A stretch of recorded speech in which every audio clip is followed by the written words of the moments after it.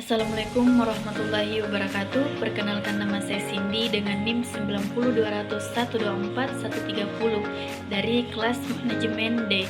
Di sini saya akan menjelaskan mengenai manajemen K3 kecelakaan akibat kerja. Jadi manajemen keselamatan dan kesehatan kerja atau MK3 yang berkaitan dengan kecelakaan akibat kerja adalah upaya yang dilakukan di lingkungan kerja untuk mencegah dan mengurangi resiko kecelakaan serta penyakit yang bisa terjadi karena aktivitas kerja. Konsep ini bertujuan menciptakan lingkungan kerja yang aman, bebas dari bahaya, sehingga pekerja bisa bekerja tanpa risiko cedera atau gangguan kesehatan. Kecelakaan bisa terjadi karena berbagai faktor, seperti kondisi kerja yang tidak aman, kelalaian manusia, tindakan kerja yang berbahaya, dan faktor lingkungan kerja, di mana semua ini saling berhubungan dan bisa memicu kejadian kecelakaan secara domino. Manajemen K3 menuntut perusahaan melakukan tindakan antisipasi seperti menyediakan alat pelindung diri atau APD, pelatihan keselamatan, pengawasan, dan prosedur kerja yang jelas agar kecelakaan bisa dicegah. Tujuannya selain melindungi pekerja, juga untuk meningkatkan produktivitas dan mengurangi biaya akibat kecelakaan kerja.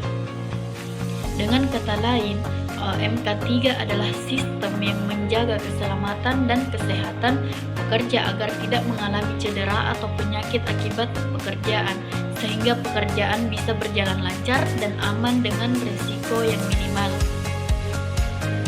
Adapun contoh kasus kecelakaan kerja yang berkaitan dengan manajemen K3, yaitu yang pertama di PT Gunbuster Nickel Industry atau PT GNI.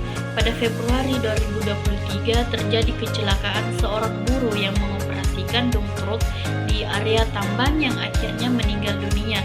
Sebelumnya terjadi kebakaran smelter yang menewaskan 2 buruh. Kasus ini menunjukkan minimnya penggunaan dan penyediaan alat pelindung diri atau APD serta kurang baiknya sirkulasi udara di tempat kerja.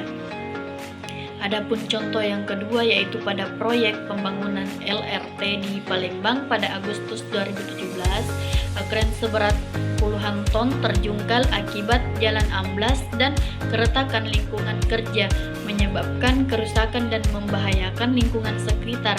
Ini mengidentifikasikan perlunya pengecekan lingkungan lebih ketat sebelum pelaksanaan kerja. Dan contoh yang terakhir yaitu kasus di PT Sari Dumai Oleo di Dumai, di mana terjadinya kebakaran akibat tumbangnya konstruksi bangunan saat pekerjaan scaffolding. Beberapa pekerja terluka karena kondisi lingkungan kerja yang berbahaya seperti lantai licin, konstruksi buruk, dan pekerja kurang mematuhi penggunaan alat keselamatan seperti sepatu dan sarung tangan keselamatan.